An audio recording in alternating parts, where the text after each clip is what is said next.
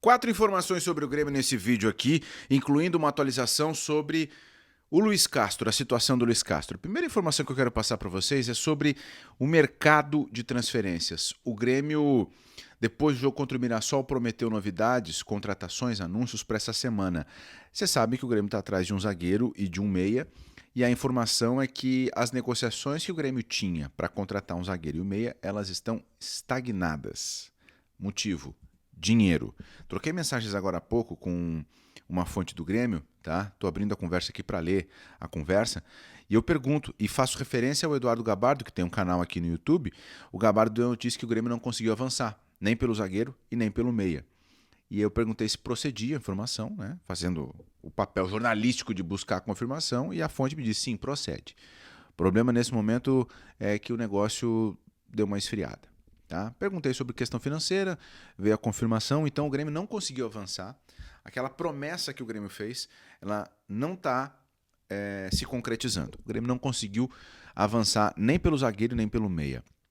O zagueiro que está sendo mais falado recentemente é o Valentini da Fiorentina. Tá? Aliás, vamos falar sobre esse nome especificamente. Vocês lembram que dias atrás foi noticiado, inclusive aqui no canal, de que o nome do zagueiro que o Grêmio queria da Fiorentina era outro, Matias Moreno, também argentino?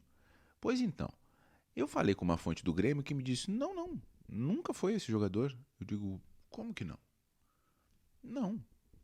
O jogador que o Grêmio quer da Fiorentina é o Valentini. Eu digo: pois, e aí? Olha, podem ter se confundido ao pesquisar o nome do zagueiro argentino da Fiorentina, chegaram ao nome do Moreno. Eu disse: não, mas espera um pouquinho.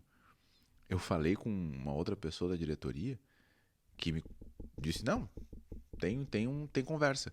Ele disse: não, o zagueiro sempre foi o Valentini. Então, em algum determinado momento do caminho, teve uma linha cruzada aí. Enfim, Valentini, zagueiro da Fiorentina, ex-Boca, é o nome que o Grêmio está tentando. Tá?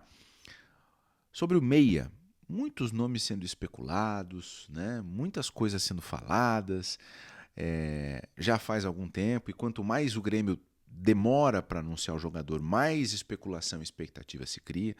E nas últimas horas surgiu o nome do Igor Gomes, do Atlético Mineiro, que já tinha sido especulado no Inter ali atrás, né?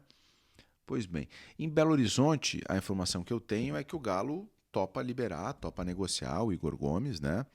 Mas eu não tenho informação de que o Grêmio procure o Igor Gomes, tá? De que o Grêmio esteja negociando pelo Igor Gomes.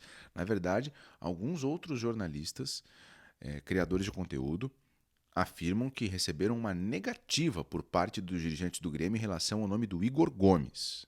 Tá? Eu não tenho informação sobre o Igor Gomes. Sei que o Galo libera, sei que ele recebe um salário na faixa de R$400 mil e ele tem contrato com o Galo até o final do ano. É reserva no Atlético Mineiro. Tá? Sobre o Mandaca, eu já tinha dividido com vocês aqui que o Grêmio não iria avançar por uma liberação do Mandaca, né? Dito e feito, a informação das últimas horas é que, de fato, o Mandaca fica no Juventude. Bom, esse é o primeiro tópico, né? Reforços. O segundo tópico é que o Grêmio enviou uma lista de inscritos para a Conmebol. Essa lista de inscritos para os playoffs contra o Bolívar. Primeiro jogo agora é quinta-feira em La Paz. E nessa lista aparecem os nomes do Diego Caito, lateral do Goiás, do Giovani Cabral, jogador de Cabo Verde, e do Matheus Nascimento. Por que eu estou citando esses três?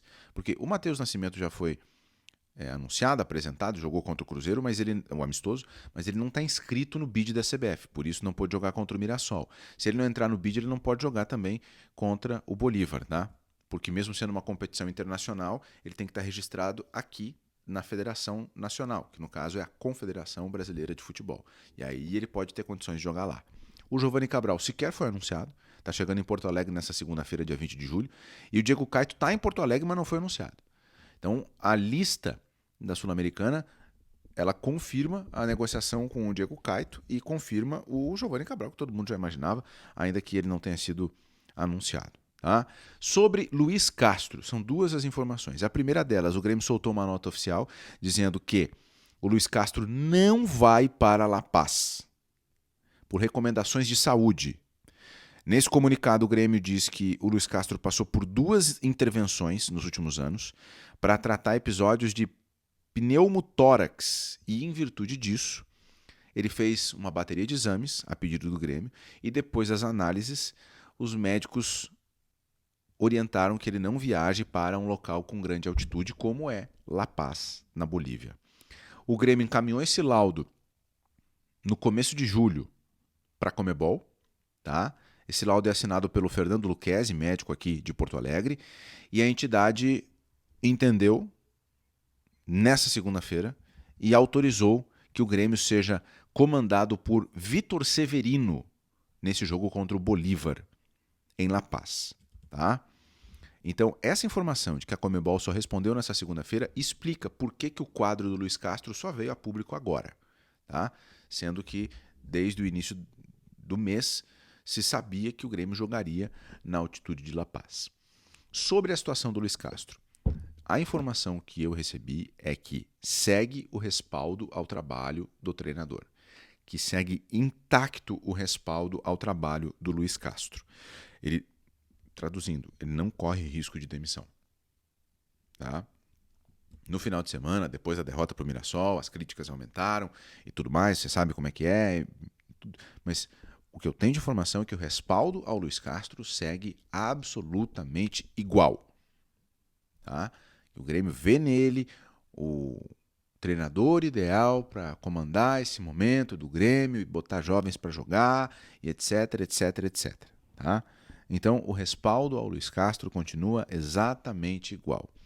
Eu preciso lembrar a vocês que o Grêmio tem 5 partidas pela frente que são extremamente decisivas.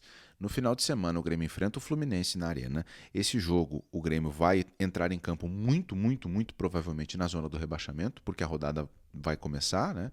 Então, o Grêmio, por conta da Sul-Americana, vai entrar depois e pela pontuação, muito provavelmente o Grêmio vai entrar em campo contra o Fluminense na zona do rebaixamento.